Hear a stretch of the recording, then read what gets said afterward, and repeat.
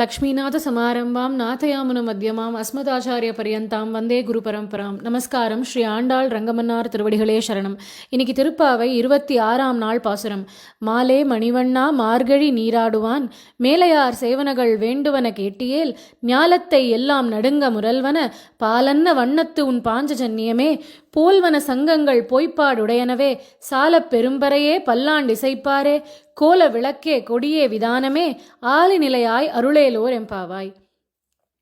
இதுக்கு முன்னாடி பாசுரத்தில் ஆண்டாள் கண்ணா எங்களுக்கு நீயும் வேணும் பறையும் வேணும் அப்படின்னு கேட்டுண்டா. இப்போ கண்ணன் கேட்குறான், உங்களுக்கு ஒன்று நான் வேணுமா இல்லை அந்த பறை வேணுமா, எது வேணும் சொல்லுங்கோ அப்படிங்கிறான். ஆண்டாள் அதுக்கு பதில் சொல்கிறா, கண்ணா எங்களுக்கு நீயும் வேணும் அந்த பறையும் வேணும். நாங்கள் வேண்டி வந்துள்ளது உன்னை மட்டும்தான், உன்னை தான் நாங்கள் கேட்டு வந்திருக்கோம். எங்களுடைய ஒரே குறிக்கோள் கிருஷ்ணானுபவத்தை பெறுவது, கண்ணனுக்கு கைங்கரியம் பண்ணுவது, கண்ணனை சென்று அடைவது, அவ்வளவுதான். இந்த உபகரணங்கள் எங்களுக்கு தேவை. ஏன்னா எங்கள் பெரியவர்கள் இந்த நோன்பு நோற்பதற்கு இந்த உபகரணங்கள் எல்லாம் வேணும்னு எங்களுக்கு சொல்லியிருக்கா. அவளுடைய பேச்சை நாங்கள் மீற முடியாது. அதனால எங்களுக்கு இந்த உபகரணங்கள் தேவைப்படுறது அப்படிங்கிறா. இந்த பாசுரத்தை ஆண்டாள் தொடங்கரிச்சவே மாலே அப்படிங்கிறா. கண்ணா நீ எங்கள் மேல் அதிகமான அன்பு கொண்டவன். இதுக்கு பெரியவர்கள் வியாக்கியானம் எப்படி கொடுக்குறான்னா, பெருமாள் தன் பக்தர்கள் கிட்ட பித்தனா இருக்கானா, அவ மேல அவனுக்கு அவ்வளவு ஆசையாம். நம்ம அவன் மேல் கொண்ட ஆசையை காட்டிலும் அவனுக்கு நம்ம மேல ஆசை அதிகம், நம்ம மேல அவனுக்கு அன்பு அதிகம். அதனால ஆண்டாள் மாலே அப்படிங்கிறா. மணிவண்ணா அப்படிங்கிறா. கண்ணா நீ ஒரு இந்திர நீல மணியை போன்று ஜுவலிக்கக்கூடியவன், நீலமேக ஷியாமளனா இருக்க இல்லையா, அதனால இந்திர நீல மணி போல இருக்கக்கூடியவனே மணிவண்ணா அப்படிங்கிறா. இந்த மணிவண்ணாங்கிற திருநாமம் பாண்டுரங்கனுக்கு மிகவும் பொருத்தமான ஒரு திருநாமம். ஏன்னா முன்பொரு சமயம் பண்டரிபுரத்தில் கேசவ சுவாமி அப்படின்னு ஒரு மகான் வந்திருந்தார். அன்றைய தினம் ஒரு ஏகாதசியாக இருந்ததுனால பக்தர்கள் எல்லாரும் அந்த கேசவ சுவாமியின் இடத்துல வேண்டிண்டா, இன்னைக்கு ஒரு நாள் சுவாமி இங்கே தங்கி இருக்கணும், பஜனை எல்லாம் நடக்க போகிறது, அதெல்லாம் நடத்தி கொடுத்துட்டு தான் நீங்கள் கிளம்பணும் அப்படின்னு. கேசவ சுவாமியும் ஒத்துண்டார். ஏகாதசி பஜனை நடக்கிறது. விடிய விடிய விடிய பக்தர்கள் எல்லாரும் பஜனை பாடுறா. பாடி பாடி பாடி கடைசியில் எல்லாருக்கும் தொண்டை வத்தி போச்சு, தொண்டை கட்டினுடுத்து. ஏன்னா அன்னைக்கு உபவாசம் இருக்கா எல்லாரும், அதனால் தொண்டை நன்னா கட்டினுடுத்து. அப்போ கேசவ சுவாமி பார்த்தார், சரி வா பாவம் எல்லாரும் இவ்வளோ கஷ்டப்பட்டு பாடுறா, அவளுக்கு ஏதாவது பண்ணணுமே அப்படின்னு சொல்லிட்டு தன்னுடைய சீடர் ஒருத்தரை கூப்பிட்டு கடைக்கு போய் கொஞ்சம் வெல்லமும் சுக்கும் வாங்கிற சொன்னார். அந்த தொண்டைக்கு கொஞ்சம் எதமாக இருக்குமே அப்படிங்கிறதுக்காக. அது ஏற்கனவே ராத்திரி ஆயிடுத்து. இந்த சீடர் தேடிண்டு ஓடுறார் கடையை. எல்லா கடையும் அடைச்சுட்டா. ஒரே ஒரு கடை, ஒரு சின்ன விளக்கு மாத்திரம் எரிஞ்சுட்டு கடைக்காரர் தூங்கின்னு இருக்கார். இந்த சீடர் போய் அவரை எழுப்பி, இந்த மாதிரி பக்தர்களுக்கெல்லாம் நாம சங்கீர்த்தனம் பண்ணுறச்சு இப்படி தொண்டை கட்டி நொடுத்து, அதனால் கொஞ்சம் வெல்லமும் சுக்கும் கிடைக்குமா அப்படின்னு கேட்க அந்த கடைக்காரர் சொல்கிறார், ரொம்ப நாள் ஆசை சுவாமி எனக்கு பாகவதாளுக்கு ஏதாவது ஒரு கைங்கரியம் பண்ணணும்னு, ஆனால் என்ன பண்ணுறதுன்னு இது வரைக்கும் தெரியல, இன்னைக்கு பெருமாளே இப்படி ஒரு வாய்ப்பு கொடுத்துருக்கான் அடியனுக்கு அப்படின்னு சொல்லிட்டு கொண்டு வந்து கொடுக்குறேன் அப்படின்னு வெள்ளத்தையும் சுக்கையும் எடுத்துன்னு வந்து கொடுக்குறார். வெள்ளத்தை சரியாக எடுத்துன்னு வந்துட்டார். சுக்குக்கு பதிலாக எலி பாஷாணத்தை எடுத்துன்னு வந்துட்டார். இது ரெண்டுத்தையும் அந்த சீடர்கிட்ட கொடுத்தார். பணம் வாங்கிக்கல. இது நான் பக்தர்களுக்கு பாகவதாளுக்கு பண்ணக்கூடிய ஒரு சின்ன கைங்கரியமாக இருக்கட்டும், எனக்கு பணம் வேண்டாம் அப்படின்னு விட்டார். அவருக்கும் இருட்டில் தெரியல கொடுத்தது எலி பாஷாணம்னு, வாங்கின்ற சீடருக்கும் பாவம் தெரியலை. இந்த வெள்ளத்தையும் சுக்கு அப்படின்னு வாங்கிட்டு அந்த எலி பாஷாணத்தையும் எடுத்துட்டு வந்து மடத்தில் கொடுக்க, அங்கே பாண்டுரங்கனுக்கு இதை அம்சை பண்ணிட்டு வந்திருக்கிற பக்தர்கள் எல்லாருக்கும் வெள்ளத்தையும் சுக்கியும் கொடுத்தாச்சு. அத்தனை பேரும் சாப்பிட்டு முடிச்சுட்டா அவ ஆற்றுக்கு போயிட்டா. அடுத்த நாள் காலத்தால் அந்த கடைக்காரர் போய் கடையை திறக்கிறார். உள்ளே போய் பார்த்தா எலி பாஷான டப்பாவோட மூடி திறந்திருக்கு. அச்சோ, நேத்திக்கு சுக்குன்னு நினச்சி எலி மருந்தையா பக்தாளுக்கு கொடுத்தேன், எப்பேற்பட்ட மகாபாவத்தை சம்பாதிச்சுனுட்டேன் அப்படின்னு கதறிண்ட நேர கேசவ சுவாமி கிட்ட ஓடி வரார். வந்து அவர் திருவடியில் விழுந்து மன்னிப்பு கேட்கிறார். தெரியாமல் நடந்துடுத்து சுவாமி, பக்தாளுக்கு போய் இப்படி எலி மருந்தை கொடுத்துட்டனே, கைங்கரியம் பண்ணுறதா நினச்சிண்டு இப்பேற்பட்ட பாவத்தை சம்பாதிச்சுட்டனேன்னு அழறார். அப்புறம் தெரிய வருது ஒரு பக்தாளுக்கும் ஒன்றுமே ஆகலை அப்படின்னு. அப்போ தான் கேசவ சுவாமி திரும்பி பாண்டுரங்கனை பார்க்குறார். அவருடைய உபாசன மூர்த்தியான பாண்டுரங்க விக்கிரகத்தை திரும்பி பார்க்குறார். விக்கிரகத்தில் அப்படியே நீலம் பாஞ்சிருக்கு. பெருமாள் அப்படியே இந்திர நீலமணி மாதிரி ஜுவலிக்கிறான் பாண்டுரங்கன். அந்த விஷத்தினுடைய வீரியம் அத்தனையும் பெருமாள் தான் வாங்கிட்டு தன் பக்தர்களை காப்பாற்றினார். இங்கே பெருமாள் காப்பாற்றினது அத்தனை பாகவதர்களை மட்டும் இல்லை, அந்த பாகவதாளுக்கு கைங்கரியம் பண்ணணும்னு ஒரு நல்ல எண்ணத்தில் காசு வாங்கிக்காம அந்த கடைக்காரன் ஒரு கைங்கரியம் பண்ணான் இல்லையா, அந்த கைங்கரியம் வீணாக போயிடக்கூடாதுன்னு தெரியாமல் நடந்த தப்பு தானே. அதனால பெருமாள் இந்த மாதிரி அவனுக்கும் அனுகிரகம் பண்ணார். இப்படி அவனுடைய சௌலபியம்ங்கிற குணம் எல்லா கதைகளிலும் காண கிடைக்கிறது. அதனால இந்திர நீலமணி போன்று ஜுவலிக்கக்கூடியவனே, அதனால மணிவண்ணா அப்படிங்கிறா. மார்கழி நீராடுவான் அப்படிங்கிறா. கண்ணன் இப்போ கேட்குறான், உங்களுக்கு என்ன வேணும் அப்படின்னு கேட்குறான். இந்த மார்கழி நீராட்டத்துக்கு இந்த நோன்பு நோர்க்கிறோமே, இந்த நோன்பு நோற்பதற்கு எங்களுக்கு சில உபகரணங்கள் தேவை அப்படிங்கிற ஆண்டாள். எதுக்கு இந்த உபகரணங்கள் இல்லாமல் உங்களால் நோன்பு நோர்க்க முடியாதா அப்படின்னு கண்ணன் கேட்க ஆண்டாள் சொல்கிறா, இல்லை கண்ணா, மேலையார் செய்வனகள் வேண்டுவன கேட்டியேல் அப்படிங்கிறா. மேலையார் செய்வனகள் அப்படின்னா, இது மேலையார் அப்படின்னா சான்றோர்கள்னு அர்த்தம், முன்னோர்கள்னு அர்த்தம். எங்கள் முன்னோர்கள் இப்படி தான் விதிச்சிருக்கா, நோன்பு இப்படி தான் நோர்க்கணும்னு அவர்களால் விதிக்கப்பட்டது. அதனால் அதை நாங்கள் மாற்ற மாட்டோம். நாங்கள்லாம் ஒரு வழியில் போகிறோம் அப்படின்னு தனியாக ஒரு வழியில் நாங்கள் போக முடியாது. எங்களது சான்றோர்கள் முன்னோர்கள் என்ன வழியை பின்பற்றினார்களோ அதையே செய்வது தான் எங்களது கடமை. அதனால் அவள் இந்த உபகரணங்கள்லாம் வேணும்னு சொல்லியிருக்கா, அதனால் எங்களுக்கு அதெல்லாம் வேணும். அதனால் ஆண்டாள் சொல்கிறா, வேண்டுவன கேட்டியேல். இந்த இடத்துல இதுக்கு என்ன அர்த்தம்னா, என்னென்ன உபகரணங்கள் வேண்டும் என்று கேட்டாயே, ஆனால் கேட்டன்னா அப்படின்னு நம்ம சொல்லுவோம் இல்லையா பேச்சு வழக்கில், என்ன வேணும்னு கேட்டன்னா இதெல்லாம் வேணும் அப்படிம்போம் இல்லையா. அதுதான் சொல்கிறா, வேண்டுவன கேட்டியேல் ஞாலத்தை எல்லாம் நடுங்க முரல்வன. இனிமேல் லிஸ்ட்டு அப்படியே லிஸ்ட் போட்டுட்டே வரப்போகிற ஆண்டாள். ஞாலத்தை எல்லாம் நடுங்க முரல்வன பாலன்ன வண்ணத்தூண் பாஞ்சஜன்யமே. இந்த பூமியே நடுங்கக்கூடிய அளவுக்கு ஒலியை எழுப்பக்கூடிய உனது பாஞ்சஜன்யம் போன்ற அழகான வெண்மை நிறம் கொண்ட பெரிய பெரிய சங்கங்கள் எங்களுக்கு நிறைய தேவை. அதுதான் சொல்கிறா, போல்வன சங்கங்கள் போய்ப்பாடுடையனவே. அது போன்ற சங்கங்கள் எங்களுக்கு, பெரிய சங்கங்கள் நிறைய வேணும். ஏன்னா இத்தனை பெண்கள் வந்திருக்கோம், திருப்பள்ளி எழுச்சி பாட போகிறோம், அதுக்கு சங்கநாதம் பண்ணுவோம், அதுக்காக எங்களுக்கு நிறைய சங்கங்கள் வேணும் அப்படிங்கிறா. இந்த இடத்துல பாஞ்சஜன்யம் அப்படிங்கிற ஆண்டாள் ஸ்ரீ விஷ்ணு புராணத்திலையும் சரி, ஆண்டாளுடைய நாச்சியார் திருமொழியிலையும் சரி, இந்த பாஞ்சஜன்யம் அப்படிங்கிற பெருமாளினுடைய சங்கத்துக்கு ஏன் அந்த பெயர் வந்தது அப்படின்னு ஒரு குறிப்பு இருக்குது. கண்ணனும் பலராமனும் சாந்தீபனி முனிவர் அப்படிங்கிறவர்கிட்ட தான் குருகுலவாசம் பண்ணான். அதில் கண்ணன் 64 நாட்களில் 64 ஆய கலைகளையும் கற்று தேர்ந்தான். இவா 2 பேரும் குருகுலத்திலேருந்து கிளம்புறதுக்கு முன்னாடி குரு கிட்ட கேட்குறா, சுவாமி உங்களுக்கு குருதட்சணைன்னு ஒன்று வழங்கணுமே, என்ன கொடுக்கறது அப்படின்னு. அப்போது சாந்தீபனி முனிவருக்கு தெரியும், இவா 2 பேரும் சாமானிய குழந்தைகள் அல்லன்னு நன்னா தெரியும் அவருக்கு. அதனால் கண்ணன்ட்ட அவர் கேட்குறார், எனக்கு குருதட்சணையாக ரொம்ப வருஷம் முன்னாடி இறந்து போன என்னுடைய புள்ள வேணும் அப்படிங்கிறார். அந்த புள்ள சமுத்திரத்தில் விழுந்த அலைகளால் ஈர்க்கப்பட்டு போயிட்டான், அந்த புள்ள எனக்கு உயிரோட மீட்டு கொடு அப்படின்னு கேட்குறார்.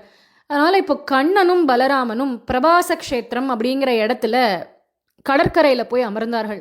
அப்போ சமுத்திரராஜனே வரார், கண்ணனையும் பலராமனையும் சேவிச்சு, பகவானே உங்களுக்கு நான் என்ன பண்ணணும்னு கேட்கிறார். அப்போது கண்ணன் சொல்கிறார், உங்களுடைய அலையால் இழுத்து செல்லப்பட்ட எங்களது குருவினுடைய புத்திரன் எங்களுக்கு திரும்பி வேணும் அப்படின்னு கேட்கிறார். அப்போ சமுத்திரராஜன் சொல்கிறார், இல்லை இல்லை, கடல் அலைகளால் அவன் கவர்ந்து செல்லப்படவில்லை அப்படிங்கிறார். அவனை கவர்ந்து கொண்டு போனது பஞ்சஜனன் அப்படிங்கிற ஒரு அசுரன் அப்படிங்கிறார். அந்த அசுரன் இந்த கடல்ல தான் இருக்கான், சங்கம் போல இருப்பான் பார்க்கறதுக்கு. எது நிஜமான சங்கம், எது இந்த பஞ்சஜனன்னே பிரித்து சொல்ல முடியாத அளவுக்கு சங்கம் மாதிரியே இருப்பான். அவன்தான் உங்களுடைய குருபுத்திரனை கவர்ந்து கொண்டு போனது அப்படிங்கிறார் சமுத்திரராஜன். கண்ணன் துளியும் யோசிக்காம சமுத்திரத்துக்குள்ளே குதிச்சு உள்ளே போய் முழுகி அந்த பஞ்சஜனனை தேடினான். அந்த பஞ்சஜனனை கண்டுபிடிச்சு அவனோட சண்டை போட்டு அவனை கொன்னுட்டான் கண்ணன். ஆனால் அவன் உடம்பை கிழிச்சு பார்த்தா குருபுத்திரன் இல்லை, உள்ள ஒரு சங்கம் இருந்தது. பஞ்சஜனன் உடல்லேருந்து கிடைச்ச சங்கம் அப்படிங்கிறதுனால அதுக்கு பாஞ்சஜன்யம் அப்படின்னு பெயர் வந்தது. இதுக்கப்புறம் கண்ணன் யமபட்னத்துக்கே போயிட்டான் குருவுடைய புத்திரனை தேடி. அங்கே போய் யமபட்னத்திலேருந்து யமதர்மராஜனிடத்திலேருந்து குருபுத்திரனை மீட்டு கொண்டு வந்தான் கண்ணன். அதனால அவனுடைய பாஞ்சஜன்யத்துக்கு இப்படி தான் பெயர் வந்தது. அந்த பாஞ்சஜன்யம் போன்ற சங்கங்கள் எங்களுக்கு நிறைய வேணும் அப்படின்னு ஆண்டாள் இங்கே பிரார்த்தனை பண்ணிக்கிறா. மேலும் சொல்றா, சால பெரும்பறையே பல்லாண்டிசைப்பாரே அப்படிங்கிறா. எங்களுக்கு வாசிக்கக்கூடிய பறை அப்படிங்கிற வாத்தியம் வேணும், பல்லாண்டு பாடக்கூடியவர்கள் நிறைய பேர் வேணும் அப்படிங்கிறா. எதுக்கு இவாளுக்கு இத்தனை வாத்தியங்கள் அப்படின்னா, சங்கம், பறை, பல்லாண்டு பாடுபவர்கள், இத்தனை வாத்தியங்களும் இதெல்லாம் எதுக்கு அப்படின்னா, பொதுவாக கோவில்கள்லையும் கல்யாண வீடுகள்லையும் மங்கள வாத்தியம்னு வாசிப்பா. நாதஸ்வரம், தவில் அதெல்லாம் இருக்கும். அதெல்லாம் எதுக்கு அப்படின்னா, கோவிலில் வந்தால் வம்பு பேசக்கூடாது, கல்யாண வீடுகள்லையும் வம்பு பேசக்கூடாது, அமங்கல சொற்கள் பேசக்கூடாது. அப்படி யாராவது பேசினான்னா அது அடுத்தவா காதில் விழக்கூடாதுங்கிறதுக்காகவே இந்த வாத்தியங்களை எல்லாம் வாசிக்கிறா. கோவில்லையும் சரி, கல்யாண வீடுகள்லையும் சரி. அதனால் அந்த மாதிரி வாத்தியங்கள் எங்களுக்கு வேணும் அப்படிங்கிறா. மேலும் ஆண்டாள் சொல்கிறா, கோல விளக்கே கொடியே விதானமே அப்படிங்கிறா. அதுக்கப்புறம் அழகான விளக்குகள் வேணும், பெருமாளினுடைய சின்னங்கள் பொறிக்கப்பட்ட கொடிகள் வேணும். ஏன்னா பெருமாளுக்காக நோன்பு நோக்கிறோம், அதனால் பெருமாளுடைய சின்னங்கள் பொறிக்கப்பட்ட கொடிகள் வேணும். விதானம் அப்படின்னா பந்தல்னு அர்த்தம்.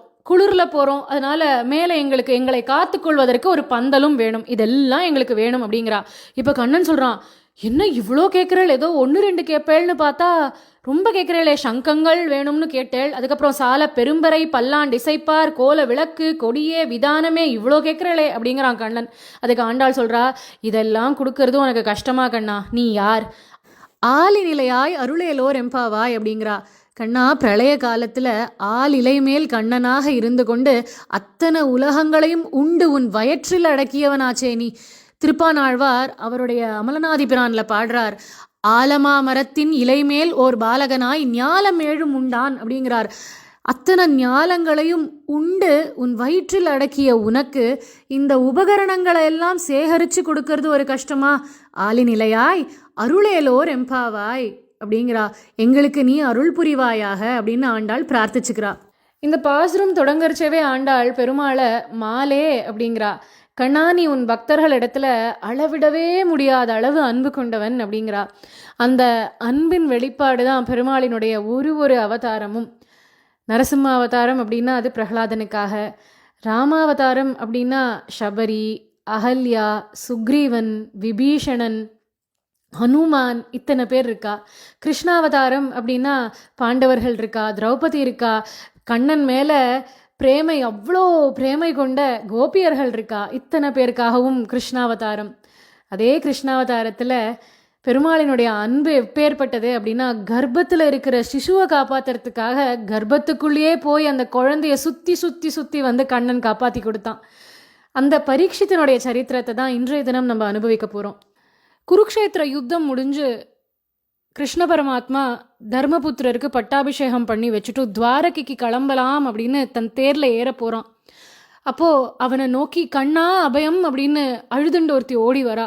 பெருமாள் திருவடியில் விழுந்து கண்ணா என்னை காப்பாத்து அப்படின்னு கதறினா. அவதான் உத்தர. அர்ஜுனனுக்கும் சுபத்ரைக்கும் அபிமன்யு அப்படின்ற ஒரு மகன் பிறந்தான். அந்த அபிமன்யுவுக்கு ஒரு பத்னி, அவள் தான் உத்தர. இந்த உத்தரை விராடராஜனுடைய மகள். அபிமன்யுவுக்கும் உத்தரைக்கும் ஒரு குழந்தை உருவாச்சு. உத்தர கர்ப்பம் தரித்தாள்.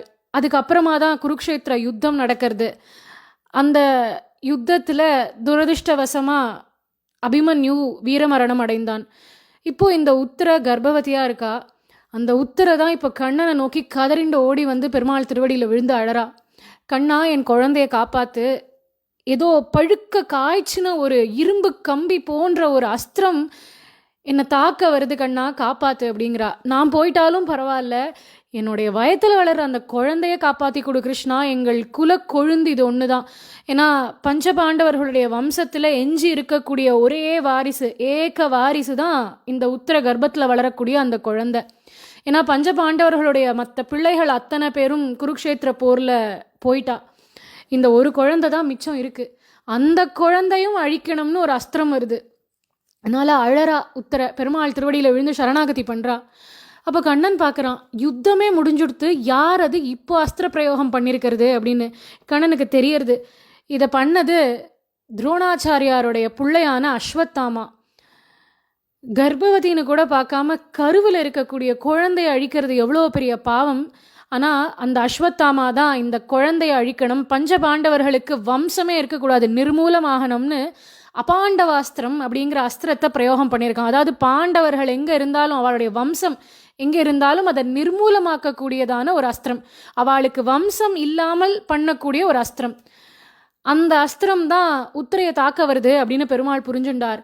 ஒரு சின்ன கட்டவிரல் அளவுக்கு தன்னுடைய வடிவத்தை பெருமாள் சுருக்கின்றார். தன் கையில் தன்னுடைய கௌமோதகி அப்படிங்கிற அந்த கதையை ஏந்திண்டு உத்தரையுடைய கர்ப்பத்துக்குள்ளேயே போயிட்டார். உத்தர கர்ப்பத்தில் அந்த குழந்தை இருக்குது. அந்த குழந்தைய அந்த அபாண்டவ அஸ்திரம் தாக்காம பெருமாள் சுற்றி சுற்றி சுற்றி சுற்றி அந்த கதையை தன் கைகளில் சுழட்டிண்டு வராராம். அந்த குழந்தை திரும்பி திரும்பி பார்க்கறது, யார் இவர், இவ்வளோ அழகாக இருக்காரு அப்படின்னு அந்த குழந்தை திருப்பி திருப்பி அந்த சுற்றி சுற்றி வர பெருமாளை இந்த குழந்தையும் சுற்றி சுற்றி பார்த்துட்டு இருக்கு. இப்படி அந்த அஸ்திரம் அந்த குழந்தைய தாக்காமல் அந்த குழந்தைய காப்பாற்றிட்டு பெருமாள் வெளியில் வந்தார். துவாரகைக்கே கிளம்பி கண்ணன் போயிட்டார். ஆனால் அந்த குழந்தை கண்ணன் ஞாபகத்திலேயே அந்த பெருமாள் ஞாபகத்திலேயே சுற்றி சுற்றி சுற்றி கர்ப்பத்தில் தேடுறான். அவர் எங்கே போனார், அவர் எங்கே போனார், இவ்வளோ நாள் இங்கே இருந்தாரேன்னு சுற்றி சுற்றி தேடினான். இதை தங்களது ஞான திருஷ்டியில் தெரிந்து கொண்ட ரிஷிகள் இந்த குழந்தைக்கு பெயர் சூட்டினார்கள் பரீட்சித் அப்படின்னு. பரி அப்படின்னா சுத்தி அப்படின்னு அர்த்தம், ஈக்ஷதே அப்படின்னா பார்ப்பவன் அப்படின்னு அர்த்தம். சுற்றி சுற்றி சுற்றி அந்த கர்ப்பத்திலேயே பகவானை தேடினான் இல்லையா, அதனால அவனுக்கு பரீட்சித் அப்படின்னு பெயர். இது ஒரு காரண பெயர் அவனுக்கு. அதே மாதிரி இவனது தாயான உத்தரையுடைய பெயரும் ஒரு காரண பெயராக அமைந்து போனது. அது எப்படி அப்படின்னா, இந்த உலகத்தில் யாருக்குமே கிடைக்காத ஒரு பாக்கியம் உத்தரைக்கு கிடைச்சது. உத்தர அப்படிங்கிற பேருக்கு என்ன அர்த்தம் அப்படின்னா, உத்தரா அப்படின்னா மிகவும் மேம்பட்டவள், சிறந்தவள் அப்படின்னு அர்த்தம். இவள் ஏன் எல்லாரை விட மிகவும் மேம்பட்டவள், சிறந்தவள் அப்படின்னா, பகவானுக்கு தாயாக இருந்தவர்கள் யார் அப்படின்னா, கௌசல்யா தேவிக்கு ராமன் பிறந்தார், தேவகிக்கு கண்ணன் பிறந்தார். அதனால் அவள்லாம் தங்களது கர்ப்பத்தில் பகவானே சுமந்தவர்கள். அதே மாதிரி கயாது பிரகலாதனை சுமந்தாள், சுனீதி துருவனை சுமந்தாள். இவா 2 பேரும் பாகவதால சுமந்தவர்கள். அதனால பகவானை சுமந்தவர்கள் இருக்கா, பாகவதால சுமந்தவர்கள் இருக்கா. ஆனால் உத்தர ஒருத்தி தான் ஒரே சமயத்தில் பகவானான அந்த கண்ணனையும் பாகவதனான அந்த பரீட்சித்தையும் சுமந்தவள். இந்த பரீட்சித்து தான் 7 நாட்கள் ஸ்ரீமத் பாகவத புராணம் கேட்டு மோட்சத்துக்கு போக போகிறான். அதனால ஒரே சமயத்தில் பகவானையும் பக்தனையும் சுமந்த அந்த பெரும் பேரு பாக்யம் உத்தர ஒருத்திக்கு தான் கிடைச்சது. அதனால தான் இவள் மேம்பட்டவள், சிறந்தவள் அப்படின்னு அந்த காரண பெயர் அவளுக்கு பொருத்தமாக அமைஞ்சுடுத்து. இப்போ சரியான காலம் வந்தது. உத்தர குழந்தையை பெற்றெடுத்தாள். ஒரு ஆண் குழந்தை பிறந்தது. அந்த குழந்தைக்கு இப்போ நாமகரணம் பண்ணணும் அப்படின்னு தர்மபுத்திரர் எல்லா ரிஷிகளையும் அழைச்சிருக்கார். ஏற்கனவே காரண பெயராக பரீட்சித்துன்னு ஒரு பெயர் அவனுக்கு உருவாயிடுத்து. இப்போ முறைப்படி நாமகரணம் பண்ணி அவனுக்கு ஒரு பெயர் சூட்ட போறா. அதுக்கு ரிஷிகள் எல்லாரும் அவனுக்கு வழங்கிய பெயர் என்ன அப்படின்னா, விஷ்ணுராதன் அப்படின்னு பெயர் சூட்டினா. ராதன் அப்படின்னா ரட்சிக்கப்பட்டவன் அர்த்தம். விஷ்ணுராதன் அப்படின்னா விஷ்ணுவால் ரட்சிக்கப்பட்டவன் அர்த்தம். இந்த குழந்தைய கர்ப்பத்திலேயே பெருமாள் ரட்சிச்சார் இல்லையா, அதனால விஷ்ணுராதன் அப்படின்னு பெயர் சூட்டினா. இப்போ தர்மபுத்திரர் இந்த ரிஷிகளை பார்த்து கேட்கிறார், ரிஷிகளே, நீங்கள் எல்லாரும் உங்கள் தவ வலிமையால் ஒரு விஷயத்தை எனக்கு பார்த்து சொல்லணும். இந்த குழந்தை எப்படி இருக்க போகிறான், இவனது எதிர்காலம் எப்படி இருக்க போகிறது, இவன் நல்ல அரசனாக விளங்குவானா, இதெல்லாம் தெரிஞ்சுக்கணும்னு ஆசையாக இருக்குது, கொஞ்சம் பார்த்து சொல்லுங்கோ அப்படின்னு தர்மபுத்திரர் கேட்கிறார். இப்போ ரிஷிகள் எல்லாரும் சொல்கிறா, இவன் இக்ஷ்வாக்குவை போல நல்ல ஆட்சி புரிவான், ராமனை போல சத்தியத்தை கடைப்பிடிப்பான், சிபி சக்கரவர்த்தி போல வள்ளலாக இருக்க போகிறான், அக்னி போல நெருங்க முடியாதவனாக இருப்பான், இவன் கடல் போல கடக்க முடியாதவன். அப்படின்னா என்னன்னா, ரொம்ப ஆழமான கருத்துக்களை பேசுவானா பரீட்சித். அதனால கடல் போல கடக்க முடியாதவனாக இருப்பான், சிங்கத்தை போல பராக்கிரமம் கொண்டவனாக இருப்பான், பொறுமையில பெற்றோர்களை போல இருப்பான், எல்லாரையும் சமமா பார்ப்பதில் பிரம்மாவை போல இருப்பான், சிவபெருமானை போல எல்லாரிடத்துலையும் இவன் கருணை காட்டுவான், எல்லாருக்கும் அடைக்கலம் தருவதில் நாராயணனை போல இருப்பான், நற்குணங்களில் கண்ணனை போல இருப்பான், தாராள குணத்தில் ரந்தி தேவனை போல இருப்பான், யயாதி மாதிரி தர்மங்கள் செய்வான், பக்தியில் பிரகலாதனை மாதிரி இருப்பான் இந்த புள்ள அப்படிங்கிறா. இவ்வாறு இந்த ரிஷிகள் எல்லாரும் பரீட்சித்துக்கு பல ஆசிர்வாதங்களை வழங்கினா. அவளுடைய ஆசிர்வாதத்துக்கு ஏற்ற மாதிரியே பரீட்சித்தும் எல்லா கலைகளிலும் வல்லவனாக ஒரு சிறந்த வீரனாக வளர்ந்து கொண்டு வந்தான். அப்படி இருக்க கிருஷ்ணாவதாரத்தை பெருமாள் முடிச்சுண்டார், வைகுண்டத்துக்கு எழுந்தருளிட்டார். கண்ணன் வைகுண்டாரோகணம் பண்ணதை தெரிஞ்சின்ற பஞ்சபாண்டவர்களும் நாங்களும் பெருமாளுடைய திருவடியை அடைய போகிறோம் அப்படின்னு ராஜ்யத்தை தியாகம் பண்ணிட்டு கிளம்பிடலான்னு கிளம்புறா. கிளம்புறதுக்கு முன்னாடி தர்மபுத்திரர் பரீட்சித் தங்கள் வம்சத்தின் ஏக வாரிசு அவன் தானே, அதனால அந்த பரீட்சித்துக்கு பட்டாபிஷேகம் பண்ணி வச்சுட்டு பஞ்சபாண்டவர்கள் கிளம்பிடுறா. பரீட்சித்தும் நல்ல முறையில் தன் ராஜ்யத்தை நடத்திட்டு வரான், தர்ம சிந்தனையோட ராஜ்ய பரிபாலனம் பண்ணிட்டு வரான். இவன் திக்விஜயங்கள் எல்லாம் அடிக்கடி போவான். அந்த மாதிரி ஒரு சமயம் சரஸ்வதி நதிக்கரை கிட்ட பரீட்சித் வந்துட்டு இருக்கான். அந்த இடத்துல அவன் ஒரு காட்சியை பார்த்தான். அவன் மனசை உலுக்கெடுத்து அந்த காட்சி. ஒரு காளை மாடு நின்றுருக்கு அந்த நதிக்கரையில். அந்த காளை மாட்டுக்கு பக்கத்தில் ஒரு ஆள் நிற்கிறான். அந்த ஆளோட கையில் 4 கத்திகள் இருக்கு. அதில் ஒரு கத்தியாக எடுத்து அந்த காளை மாடோடைய ஒரு காலையாக வெட்டுறான். அந்த காளை மாடு துடிக்கிறது. கடைசியாக அந்த 4வது கால், அந்த ஒத்த காலில் நொண்டிண்டு நின்றுருக்கு அந்த காளை மாடு. அந்த காலையும் வெட்டணும்னு அந்த 4வது கத்தியை தூக்கினா பரீட்சித் வேகமாக போய் கோபமாக அவனை தடுத்தான். என்னுடைய ஆட்சியில் இப்படி ஒரு அதர்மம் நடக்கிறதா அப்படின்னு, ஒரு மாட்டை, ஒரு ஜீவனை இப்படி கூட நீ ஹிம்சை பண்ணுவியா அப்படின்னு. அப்போதான் நெருங்கி போன பரீட்சத்துக்கு ஒரு விஷயம் புரியுறது. அந்த காளை மாடு தான் தர்ம தேவதை. அந்த காளை மாட்டை ஹிம்சை பண்ணுறானே அவன்தான், அந்த ஆள் தான் கலி புருஷன். இந்த கலியுகத்தில் தர்மத்துடைய நிலைமை என்ன அப்படின்னு ஒரு பிக்சரைசேஷன், அதை அந்த இடத்துல பரீட்சித்து பார்க்குறான். கலியுகத்தில் தர்மத்தோட நிலைமை என்ன அப்படின்னு கண்ணால் பார்க்குறான். இந்த தர்மத்துக்கு 4 கால்கள் உண்டு. ஒன்று தவம், இன்னொன்று தூய்மை, தயை, அப்புறம் சத்தியம். தவம் அப்படின்னா அனுஷ்டானங்கள், தூய்மை அப்படின்னா புற தூய்மை, வெளியில் ஆச்சாரங்கள் கடைபிடிப்பது, அகத்தூய்மை மனசை சுத்தமாக வச்சுக்கிறது கல்மிஷம் இல்லாமல், அதனால தூய்மை 2வது கால். 3வது கால் தயை, கருணையோடு நடந்துக்கிறது, எல்லா உயிர்களிடத்துலையும் அன்பு பாராட்டுவது, அது தயை. சத்தியம், வாய்மையை, அதாவது என்றைக்கும் உண்மையே பேசுறது. இந்த 4 கால்களில் 3 கால்களை வெட்டிட்டான். தவம், தூய்மை, தயை அப்படிங்கிற 3 கால்களை அவன் வெட்டிட்டான். அதில் ஒரு காலை வெட்டுறதுக்கும் அவன் ஒரு கத்தி உபயோகப்படுத்துகிறான். அது என்ன குறிக்கிறது அப்படின்னா, தவத்தை வெட்டணும் அப்படின்னா அதுக்கு கர்வம் அப்படிங்கிற கத்தியை கொண்டு தான் வெட்ட முடியும். கர்வம் தலை தூக்கித்து அப்படின்னா அந்த இடத்துல அனுஷ்டானம் போயிடும். எனக்கெல்லாம் தெரியும், எனக்கெல்லாம் இருக்குது, அதனால் இந்த அனுஷ்டானம் எல்லாம் பண்ணணும்னு அவசியம் இல்லை அப்படின்னு ஒரு எண்ணம் வந்துடும். அதனால் தவத்தை அழிப்பதற்கு கர்வம் அப்படிங்கிற கத்தியை எடுத்தான். அடுத்து தூய்மை. தூய்மையை அழிக்கணும் அப்படின்னா அதுக்கான கத்தி எது அப்படின்னா காமம், ஆசை. ஆசை அப்படிங்கிற அந்த கத்தியை கொண்டு தூய்மை அப்படிங்கிற காலை வெட்டுறான். ஆசை எப்போ அதிகரிக்கிறதோ அப்போ அகத்தூய்மையும் போயிடும், புற தூய்மையும் போயிடும். ஆசை பின்னாடியே தான் மனசும் ஓடும், நம்ம கால்களும் ஓடும். அதனால தூய்மையை வெட்டுறதுக்காக ஆசை, காமம் அப்படிங்கிற கத்தியை உபயோகப்படுத்தினான். அடுத்து தயை, கருணை. அந்த கருணையை வெட்டுறதுக்கு மதம் அப்படிங்கிற அந்த கத்தியை எடுத்தான். மதம் அப்படின்னா என்னன்னா, நான் தான் உயர்ந்தவன், என்னிடத்துல இதெல்லாம் இருக்கு, எனக்கு மிஞ்சி எதுவுமே இல்லை அப்படிங்கிற அந்த எண்ணம்.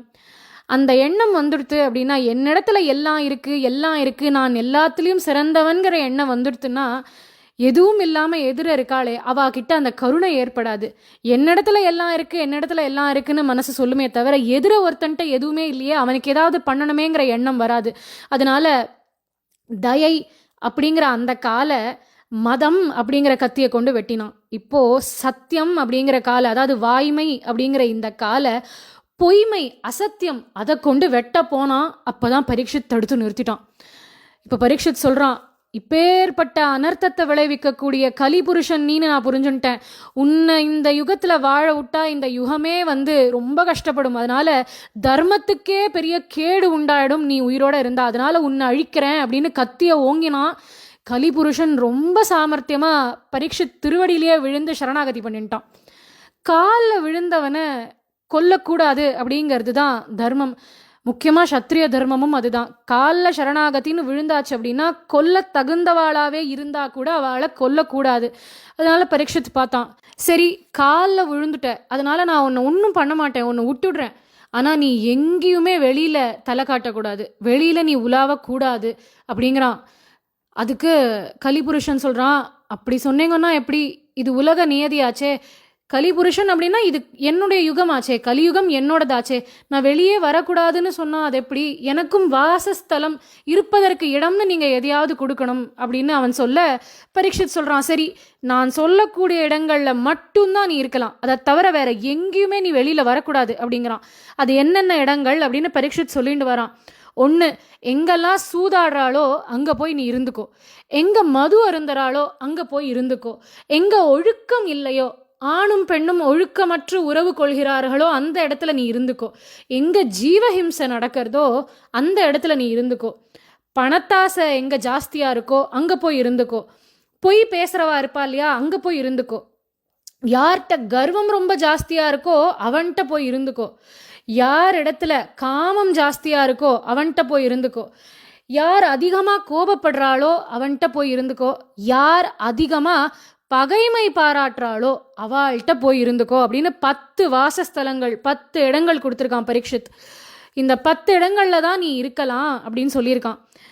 இந்த 10 இடத்த கொடுத்து பரீட்சித் கலிபுருஷனை துரத்தி அமுச்சுட்டான். மேலும் தன்னுடைய ராஜ்யத்துக்கு தன் மக்களை நல்வழிப்படுத்தி இந்த 10 தவறுகளையும் தன் மக்கள் பண்ணாத வண்ணம் அவளை நல்லபடியாக அரசாட்சி புரிஞ்சுட்டு வந்துட்டுருக்கான் பரீட்சித்.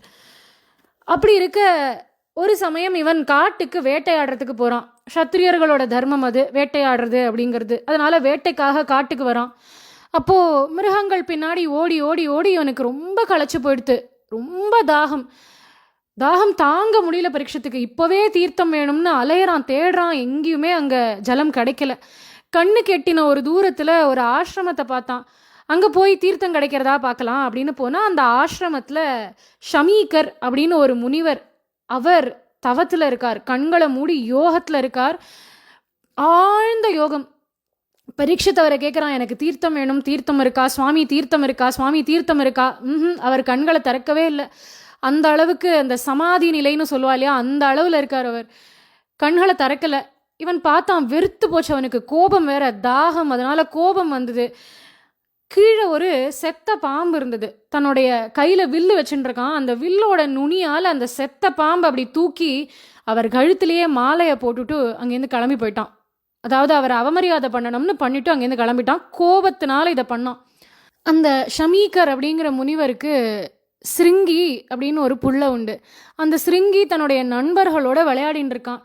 அப்போது அவனுடைய சில நண்பர்கள் இந்த காட்சியை பார்க்குறா. போய் சிருங்கியின் இடத்துல சொல்கிறா, ராஜா வந்தார் உங்கள் ஆசிரமத்துக்கு, உங்கள் அப்பாட்ட பேச போகிறாருன்னு பார்த்தா அவர் உங்கள் அப்பாவை கூப்பிட்டு பார்த்தார். உங்கள் அப்பா என்னன்னு கேட்கவே இல்லை. அதனால கீழே இருந்த செத்த பாம்பை எடுத்து உங்கள் அப்பா கழுத்தில் மாலையாக போட்டுட்டு அந்த ராஜா கிளம்பி போயிட்டார், உங்கள் அப்பாவை அவமானப்படுத்திட்டார் அப்படின்னு இந்த பிள்ளைகள் எல்லாம், கூட இருக்கிற நண்பர்கள் எல்லாம் சொல்கிறா.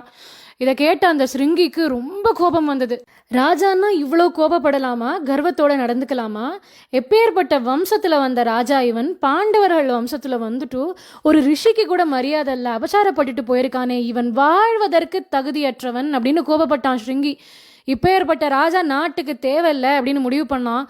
அங்கே கௌஷிகி நதி ஓடுறது. அந்த நதியோடைய ஜலத்தை எடுத்து இந்த சிருங்கி இப்போ சொல்கிறான், இன்னும் 7 நாட்களில், இன்றிலிருந்து 7 நாட்களில் தக்ஷகன் அப்படிங்கிற ஒரு நாகம் தீண்டி இந்த பரீட்சித் இறந்து போகணும் அப்படின்னு சபிச்சுட்டு இந்த சிருங்கி இப்போது ஆசிரமத்துக்கு ஓடி வந்தான். அப்பாட்ட ஓடி வந்து அழறான். அவர் ஒரு வழியாக தன்னுடைய தியானத்திலேருந்து எழுந்துட்டார். என்னப்பா ஆச்சு அப்படிங்கிறார். அப்பா உங்களை அவமானப்படுத்திட்டாப்பா, அந்த பரீட்சித் ராஜா உங்களை அவமானப்படுத்திட்டான்ப்பா அப்படிங்கிறான். என்ன அவமானப்படுத்தினான் அப்படின்னு கேட்குறார். உங்கள் கழுத்தில் பாருங்கோப்பா அப்படிங்கிறான். கழுத்தில் என்ன, செத்த பாம்பு, அவ்வளோதானே அப்படின்னு அவர் எடுத்து ஓரம் போட்டார். இப்போ சொல்லு, என்ன அவமானப்படுத்தினா? அந்த செத்த பாம்பை போட்டதே அந்த பரீட்சித்து தான்ப்பா, வந்து உங்களை கூப்பிட்டு பார்த்துருக்கான், நீங்கள் ஏன்னு கேட்கலையா, அதனால கோபத்தில் கீழே இருந்த செத்த பாம்பை எடுத்து உங்கள் கழுத்தில் மாலையாக போட்டுட்டான்ப்பா. எப்பேற்பட்ட அவமரியாதை! ஆனால் நான் சும்மா விடுவேனா, அவனை சபிச்சுட்டேன் அப்படின்னு நான் சுருங்கி. உடனே சொல்கிறான், இன்னும் 7 நாட்கள் தான்ப்பா, அவனை தக்ஷகன் அப்படிங்கிற நாகம் தீண்டி அவன் இறந்து போயிடுவான் அப்படின்னு நான் சபிச்சுட்டேன் அப்படிங்கிறான். உடனே ஷமீகர், அப்பாவுக்கு ஏற்பட்ட அவமானத்துக்காக இப்படி பழி தீர்த்தாயே அப்பா, நீ தான்ப்பா என் புள்ள அப்படின்னு எல்லாம் பெருமைப்பட்டுக்கல. அவர் உடனே கேட்குறாரு, எப்பேற்பட்ட பெரிய பாவத்தை பண்ணிட்டப்பா நீ அப்படிங்கிறார். சொல்லிட்டு, ஒருத்தன் தப்புன்னு ஒன்று பண்ணான்னா அந்த தப்புக்கு தகுந்த தண்டனை கொடுக்கறது வழக்கம். பண்ண தப்புக்கும் நீ கொடுத்த தண்டனைக்கும் துளி கூட சம்மந்தம் இல்லையேப்பா. ஒரு செத்த பாம்பை எடுத்து கழுத்தில் போட்டதுக்கு யாராவது மரண தண்டனை கொடுப்பாளா? அவன் சாகனம்னு யாராவது சபிப்பாளா? எப்பேற்பட்ட பெரிய தப்பை பண்ணியிருக்க நீ. இதை பண்ணுறதுக்கு முன்னாடி ஒரு விஷயம் யோசிச்சு பார்த்தியா? அவன் எப்பேற்பட்ட ஒரு நல்ல ராஜா, தன் பிரஜைகளை எப்படி பார்த்துக்கிறான், தர்ம நெறிப்படி ராஜ்ய பரிபாலனம் பண்ணிட்டு இருக்கான். சொந்த விருப்பு வெறுப்புக்காக அவனுக்கு இப்படி ஒரு சாபத்தை கொடுத்தியே, நாட்டு பிரஜைகளை பற்றி நினச்சி பார்த்தியா? இப்படி ஒரு ராஜா நாளைக்கு அவளுக்கு கிடைப்பாளா? இந்த ராஜா இல்லாமல் இந்த ஜனங்க எவ்வளோ கஷ்டப்படுவான்னு நீ யோசிச்சு பார்த்தியா? உன்னை பற்றியும் என்னை பற்றியும் மட்டுமே யோசிச்சுட்டு இப்படி ஒரு சாபத்தை கொடுத்துட்டியேப்பா அப்படிங்கிறார். அவர் மேலும் சொல்கிறார், அவன் பக்தம்பா. கிருஷ்ண பரமாத்மாவே கர்ப்பத்துக்குள்ளே போய் அந்த குழந்தைய காப்பாற்றி கொடுத்துருக்கார். அவன் ஒரு பக்தன். ஒரு பாகவதன்ட்டு அபச்சாரப்பட்டிருக்கோமே, நம்மளை பகவான் மன்னிப்பானா? கண்டிப்பாக மன்னிக்க மாட்டான். உனக்காக இப்போ பெருமாள் திருவடியில் விழுந்து நான் பிரார்த்தனை பண்ணிக்க போகிறேன் அப்படிங்கிறார் ஷமீகர். மேலும் ஷமீகர் சொல்கிறார், பரீட்சித் மட்டும் நினச்சான்னா இந்த சாபத்தை பலிக்காமல் அவனால் தடுக்க முடியும். ஆனால் ரொம்பவும் கவலைக்குரிய விஷயம் என்ன அப்படின்னா, அதை பரீட்சித் பண்ண மாட்டான். ஏன்னா இந்த பக்தர்கள் எல்லாரும் எப்பவும் என்ன பண்ணுவான்னா, அவளை யாராவது அவமதிச்சாலோ ஏமாத்தினாலோ சபிச்சாலோ அவள் எதுவும் திரும்ப பண்ண மாட்டா. அவளால் திரும்ப எதையாவது பண்ண முடியும், ஆனால் அவள் எதுவும் பண்ண மாட்டா. பகவான் பார்த்துப்பான்னு விட்டுடுவா. அதே மாதிரி மேலும் பரீட்சித் இந்த சாபத்தை பலிக்காமல் தடுக்க முடியும், ஆனால் அவன் பண்ண மாட்டான். ஏன்னா ரிஷி புத்திரனான உன்னுடைய வாக்கு பலிக்கணும், பொய்யாயிடக்கூடாது அப்படின்னு அந்த சாபத்தையும் அவன் மனசார ஏற்றுப்பான்ப்பா அப்படிங்கிறார். ரொம்ப வருத்தப்படுறார் ஷமீகர். இப்போ சொல்கிறார், ஆனது ஆச்சு, சாபத்தை நம்மளால் திரும்ப பெறவே முடியாது, கொடுத்தது தான். நம்மளால் இப்போ ஒரு விஷயம் வேணால் பண்ண முடியும், இந்த விஷயத்தை பரீட்சித்தின் இடத்துல தெரிவிக்க முடியும். அவன் ஏதாவது பண்ணணும்னு நினச்சிட்டு இருந்தானா இந்த 7 நாட்களுக்குள்ள அந்த வேலைகளையாவது அவன் பூர்த்தி பண்ணிப்பான் அப்படின்னு சில நபர்களை கூப்பிட்டு அவள் இடத்துல இந்த செய்தியை சொல்லி இதை போய் ராஜா கிட்ட பரீட்சித்தின் இடத்துல தெரிவிச்சுட்டு வாங்கன்னு அனுப்பி வைக்கிறார் ஷமீகர். இப்போது இந்த வேட்டையெல்லாம் முடிச்சுண்டு பரீட்சித் தன்னுடைய அரண்மனைக்கு வந்தாச்சு. தாகம் எல்லாம் தீர்ந்தது, நன்னா இளைப்பாரியாச்சு. இப்போ பரீட்சித் யோசிக்க தொடங்குறான், நம்ம எப்பேற்பட்ட பெரிய அபச்சாரத்தை பண்ணிட்டோம், எதனால இதை பண்ணோம், முட்டாள்தனமாக இப்படி ஒரு வேலை பண்ணிட்டேனேன்னு நொந்துக்கிறான். ஒரு ரிஷியின் இடத்துல போய் நான் எப்படி இப்படி அபச்சாரப்படுவேன்? தியானத்தில் பெருமாளை நினச்சி தியானத்தில் இருந்த ஒரு ரிஷி மேலே ஒரு செத்த பாம்பை தூக்கி போட்டுட்டு வந்திருக்கனே, எப்பேற்பட்ட பெருத்த பாவம். இந்த பாவத்துக்கு எனக்கு கட்டாயம் தண்டனை கிடைக்கணும்னு பெருமாள்கிட்ட பிரார்த்தனை பண்ணிக்கிறான் பரீட்சித். இதெல்லாம் தான் ஸ்ரீமத் பாகவத புராணத்தோட அழகான இடங்கள். அந்த அளவுக்கு தர்ம நெறிப்படி வாழ்ந்திருக்காவாள்லாம். தண்டனை வேணும்னு கேட்குறா. நான் ஏதாவது பண்ண பாவத்துக்கு பிராயசித்தம் பண்ணி தப்பிச்சுடுவோம்னு நம்ம நினைப்போம். ஆனால் அவள் நான் பண்ண பாவத்துக்கு எனக்கு தண்டனை கிடைக்கணும் அப்படின்னு நினைக்கிறான். அதுவும் பரீட்சித்து நினைக்கிறான், எனக்கு ரொம்ப கொடுமையான ஒரு தண்டனை கிடைக்கணும். அப்போ தான் என்னை பார்க்குற யாரும், என் வம்சத்தில் இனிமேல் வரக்கூடிய யாரும் இந்த பாவத்தை பண்ண மாட்டா, என் மக்கள் என்னை பார்த்துட்டு இனிமேல் இந்த பாவத்தை பண்ணக்கூடாதுன்னு நினைப்பா. அதனால ஒரு பெரிய தண்டனை எனக்கு கிடைக்கணும்னு வேண்டின்னு இருக்கான். அப்போது சில ஆட்காரெல்லாம் இவன்கிட்ட சொல்கிறா, இந்த மாதிரி காட்டில் இப்படி ஒரு விஷயம் நடந்தது, அந்த ஷமீகருடைய பிள்ளையான ஸ்ருங்கி உங்களுக்கு சாபம் கொடுத்துருக்கார், இன்றிலிருந்து 7ஆம் நாள் தக்ஷகன் அப்படிங்கிற நாகம் தீண்டி உங்களுக்கு மரணம்னு சொல்லியிருக்கா அப்படின்னு அவள் பரீட்சித்தின் இடத்துல சொல்கிறா. பரீட்சித் அந்த சாபத்தை மனசார ஏற்றுண்டார். பாகவத புராணத்தில் வரிக்கு வரி ஏதாவது ஒரு மெசேஜ் நமக்கு இருந்துகிட்டே இருக்கும். இந்த மாதிரி உடஞ்செல்லாம் போயிடல, 7 நாள் தான் எனக்கு இருக்குது, போச்சு எல்லாம் போச்சு அப்படின்னு ஓரத்தில் உட்காரல. பகவான் எனக்கு 7 நாள் கொடுத்துருக்கான்னு சந்தோஷப்பட்டான். ஒரு மனுஷன் 70 வருஷம் வாழ்ந்தான், ராமாயணமோ மகாபாரதமோ பாகவத புராணமோ எதையும் காதால கேட்கல, போய் சேர்ந்தான்னு இல்லாமல் 7 நாள் தான் அவகாசம் இருந்தது.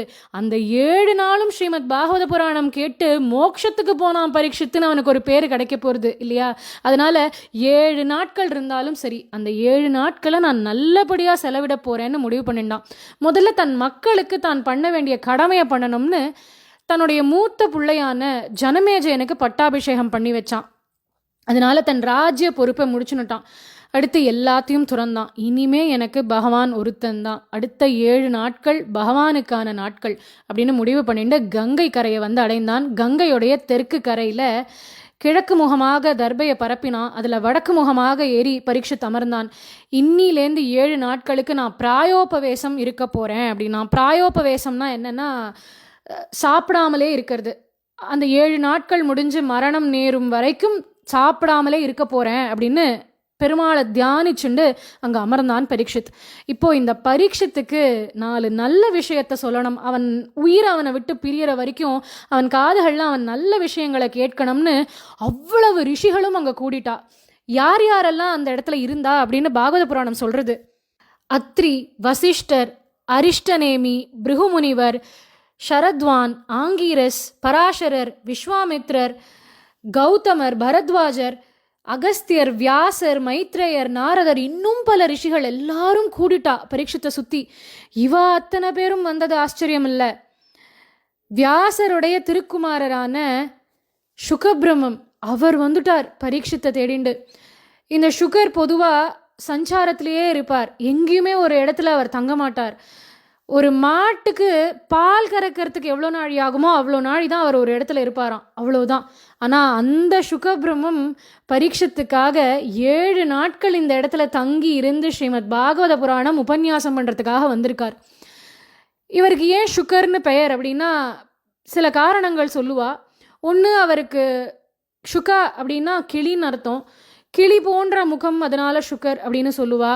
இன்னொன்று, கிளியோடைய தன்மை அவருக்கு உண்டு, அதனால சுகர் அப்படின்னு சொல்லுவா. கிளியோடைய தன்மை என்ன அப்படின்னா சொன்னதையே திருப்பி சொல்லுவோம் இல்லையா, கிளி. அந்த மாதிரி இவருடைய தந்தையான வியாச பகவான் இவருக்கு உபதேசம் பண்ண ஸ்ரீமத் பாகவத புராணத்தை அப்படியே தனது இனிமையான குரல்ல, கிளி எப்படி இனிமையா பேசுமோ அந்த மாதிரி இவர் பரீட்சித்துக்கு உபதேசம் பண்ணாராம், அதனால சுகர் அப்படின்னும் சொல்லுவா.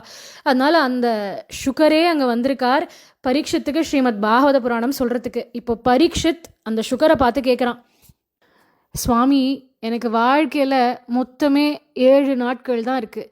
இந்த 7 நாட்களில் நான் மோட்சத்துக்கு போகணும், அதுக்கு வழியை நீங்கள் தான் காட்டணும் அப்படின்னு பிரார்த்தனை பண்ணிக்கிறான் பரீட்சித். சுகர் சொல்கிறார், நீ ஏன்பா கவலைப்படுற, 7 நாள் இருக்குப்பா, உனக்கு 7 நாள் இருக்குது, நீ கட்டாயம் மோட்சத்துக்கு போவ. 48 நிமிஷத்தில் மோட்சத்துக்கு போனவன் இருக்கான்ப்பா, உனக்கு என்னப்பா கவலை, 7 நாள் இருக்கே அப்படிங்கிறார் சுகர். அது யாரு 48 நிமிஷத்தில் மோட்சத்துக்கு போனது அப்படின்னா அவளுடைய சரித்திரமும் இதே பாகவத புராணத்தில் வருது. கட்டுவாங்கன் அப்படின்னு ஒரு அரசன் இருந்தான். ஒரு சமயம் தேவர்களுக்கும் அசுரர்களுக்கும் யுத்தம் ஆஸ் யூஷுவல் நடக்கிறது. அப்போது தேவர்கள் தரப்புலேருந்து சண்டை போடுறதுக்காக இந்த கட்டுவாங்கன் பூமியிலேருந்து கிளம்பி போகிறான். இந்த கட்டுவாங்கன் ரொம்ப நன்னா சண்டை போட்டு அசுரர்களை ஜெயிச்சுட்டான். தேவர்களுக்கு ரொம்ப சந்தோஷம். உடனே கட்டுவாங்கன்ட்ட சொல்கிறா, உனக்கு ஏதாவது வரம் கொடுக்கணும்னு ஆசையாக இருக்குது, எதையாவது கேட்டு பெற்றுக்கொள் அப்படிங்கிறா. அதுக்கு கட்டுவாங்கன்னு சொல்கிறான், எனக்கு எப்போ மரணம் அப்படின்னு தெரிஞ்சுக்கணும் அப்படிங்கிறான். தேவர்கள் கேட்குறா, ஏன்பா நல்ல வரமாக ஏதாவது கேள, எப்போ மரணம்னா ஒருத்தன் தெரிஞ்சுக்கணும்னு ஆசைப்படுவான் அப்படின்னு. இல்லை, எனக்கு இது ஒன்று தான் வேணும், எனக்கு எப்போ மரணம்னு தெரியணும், நீங்கள் அதை சொல்லுங்கோ அப்படிங்கிறான். தேவர்கள் சொல்கிறா, சரியா இப்போலேருந்து 48வது நிமிஷம் உனக்கு மரணம் அப்படிங்கிறா. கட்டுவாங்கனும் பரீட்சித் மாதிரியே தான், இடிஞ்செல்லாம் போகலை. வாழ்க்கையில் ஏதாவது கஷ்டம் அப்படின்னா உடஞ்சி போய் ஓரம் உட்காந்தா அடுத்து நடக்கிற காரியத்தை பார்க்க முடியாது இல்லையா, அவன் அடுத்து என்ன பண்ணணும்னு யோசித்தான், இடிஞ்சு போய் ஓரம் உட்காரலை. இந்த பாட்டில் சொல்வா இல்லையா, வந்த துன்பம் எதுவென்றாலும் வாடி நின்றால் ஓடுவதில்லை அப்படின்னு. அதனால அவன் வாடியெல்லாம் நிற்கலை. இருக்கிற 48 நிமிஷத்தை நல்லபடியாக செலவு பண்ணிட்டு பெருமாள் திருவடி அடையணும்னு நினச்சான். ஒரே வினாடியில் பூமிக்கு இறங்கி வந்துட்டான். தெய்வீக சக்தியின் காரணமாக பூமிக்கு வந்தான். தன் பிள்ளைக்கு பட்டாபிஷேகம் பண்ணி வச்சான். இந்த அரசர்கள் யாரும் தங்களது கடமையை மறந்துடல. மரணமே நிகழப்போகிறது அப்படின்னு தெரிஞ்சா கூட அவளுடைய கடமையை பூர்த்தி பண்ணிட்டு போகணும்னு தான் நினச்சிருக்கா. அதுவும் ஒரு பாடம் நம்ம எல்லாருக்கும் இல்லையா. அதனால் பூமிக்கு வந்தான், தன் பிள்ளைக்கு பட்டாபிஷேகத்தை பண்ணி வச்சான். அடுத்து எஞ்சி இருந்த நிமிஷங்களை கண்களை மூடியவாறு பெருமாளை தியானம் பண்ணிட்டு அப்படியே அமர்ந்தான். அப்படியே பெருமாள் திருவடியை சேர்ந்துட்டான். இவ்வாறு 48 நிமிஷத்தில் மோட்சத்துக்கு ஒருத்தன் போயிருக்கான்ப்பா. உனக்கு 7 நாட்கள் இருக்குது, நீ கவலைப்படாத, உனக்கு பெருமாள் நிச்சயம் மோட்சத்தை அனுகிரகம் பண்ணுவான் அப்படின்னு பரீட்சத்துக்கு தெம்பு ஊட்டி சுகர் ஸ்ரீமத் பாகவத புராணத்தை பரீட்சத்துக்கு உபதேசம் பண்ண தொடங்குறார். 7 நாட்கள் சுகர் பரீட்சத்துக்கு ஸ்ரீமத் பாகவத புராணத்தை உபதேசம் பண்ணார். அதனால தான் இன்றளவும் அன்னைக்கு 7 நாட்கள் அது நடந்ததுனால இன்றளவும் எல்லாரும் பாகவத சப்தாகம் அப்படின்னு நடத்துகிறா. அஹஹா அப்படின்னா 4ன்னு அர்த்தம், சப்தம்னா 7ன்னு அர்த்தம், சப்தாகம் அப்படின்னா 7 நாட்கள். இதையும் நம்ம ஆண்டாளுடைய இந்த பாசுரத்தோட கனெக்ட் பண்ணிக்க முடியும். மேலையார் சேவனர்கள் முன்னோர்கள் அப்படி தான் இந்த பாகவத புராணத்தை 7 நாட்கள் கேட்டிருக்கா, 7 நாட்கள் பாராயணம் பண்ணியிருக்காங்கிறதுனால வழி வழியாக இன்றளவும் அது சப்தாகமாகவே நடந்துட்டு வந்துட்டுருக்கு. இப்படி 7 நாட்கள் சுகர் பரீட்சத்துக்கு பாகவத புராணம் சொல்கிறார். பரீட்சித் தன்னை மறந்து பெருமாளினுடைய அந்த குணங்களை கேட்டுன்னு இருக்கான். பசி மறந்தது, தாகம் மறந்தது, தூக்கம் மறந்தது, 7 நாட்களில் மரணம்ங்கிறது கூட அவனுக்கு மறந்தது. கண்ணா கண்ணா கண்ணான்னு அந்த கிருஷ்ணானுபவத்தை முழுமையாக பெற்றான் பரீட்சித். இப்படி சுகர் ஸ்ரீமத் பாகவத புராணத்தை பூர்த்தி பண்ணார். பரீட்சத்தை பார்த்து சொன்னார், அப்பா பரீட்சித்து, உனக்கு சொல்ல வேண்டிய எல்லா விஷயத்தையும் சொல்லிட்டேன், இனிமேல் நான் கிளம்ப வேண்டிய நேரம் வந்துடுத்து அப்படின்னார். பரீட்சித் சுகரை விழுந்து சேவிச்சான். அவருக்கு பண்ண வேண்டிய உபச்சாரங்களை எல்லாம் பண்ணான். சுகர் கிளம்பினார். இப்போ கங்கையினுடைய தெற்கு கரையில் கிழக்கு நுனியாக தர்பையை பரப்பி வடக்கு முகமாக அமர்ந்தான் பரீட்சித். சுகர் சொல்லிட்டு போயிருக்கிற கிருஷ்ண லீலைகள் அத்தனையும் தன் மனதில் நிலைநிறுத்தி அப்படியே தியானத்தில் இருந்தான். கொஞ்ச நாளில் அவனுடைய ஜீவாத்மா அவனுடைய சுஷும்னா நாடி வழியாக பிரிந்து பெருமாளினுடைய திருவடியை அடைஞ்சது. வைகுண்டத்துக்கே போயிட்டான். பெருமாள் அவனை மோட்சத்துக்கு சேர்த்துனுட்டார். இதுக்கு அப்புறமாக அந்த ரிஷிகுமாரனுடைய சாபம் பொய்யாயிடக்கூடாதுங்கிறதுக்காக அந்த தக்ஷகன் அப்படிங்கிற நாகம் ஒரு அந்தனர் உருவத்தில் வந்து பரீட்சித்தை கடிக்க பரீட்சித்தினுடைய அந்த தேகம் மட்டும் சாம்பலாக போச்சு. அதுக்கு முன்னாடியே அவனுடைய ஜீவாத்மாவை பகவான் மோட்சத்துக்கு கூப்பிட்டுனுட்டான். அதுக்கப்புறம் அவனுடைய தேகம் மட்டும் சாம்பலாக போச்சு. அதனால் பாகவத புராணம் கேட்டவனுக்கு பாம்பு கடிச்சு மரணம் ஏற்படலை, அவனை பகவானே மோட்சத்துக்கு அழைச்சுனுட்டார். அதுக்கப்புறம் வெறுமை இருந்த அந்த உடம்பை தான் அந்த பாம்பு தீண்டித்து. இந்த பாசுரம் தொடங்கும் பொழுதே ஆண்டாள் பெருமாளை மாலே அப்படின்னு அழைச்சா. தன் பக்தர்களிடத்துல அளவு கடந்த அன்பு கொண்டவன் அப்படின்னு. பரீட்சித்தின் மேலே அவன் கொண்ட அன்பின் காரணமாக கர்ப்பத்திலேயே அந்த குழந்தைய பெருமாள் காத்து ரட்சிச்சான்.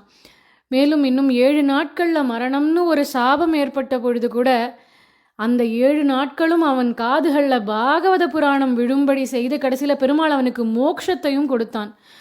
அதோட பெருமாள் நிறுத்தலை. நம்மீது அவன் கொண்ட அன்பின் காரணமாக ஸ்ரீமத் பாகவத புராணம் இன்றளவும் நாமும் அனுபவிக்கக்கூடிய பாக்கியத்தை பகவான் நமக்கும் கொடுத்துருக்கான்.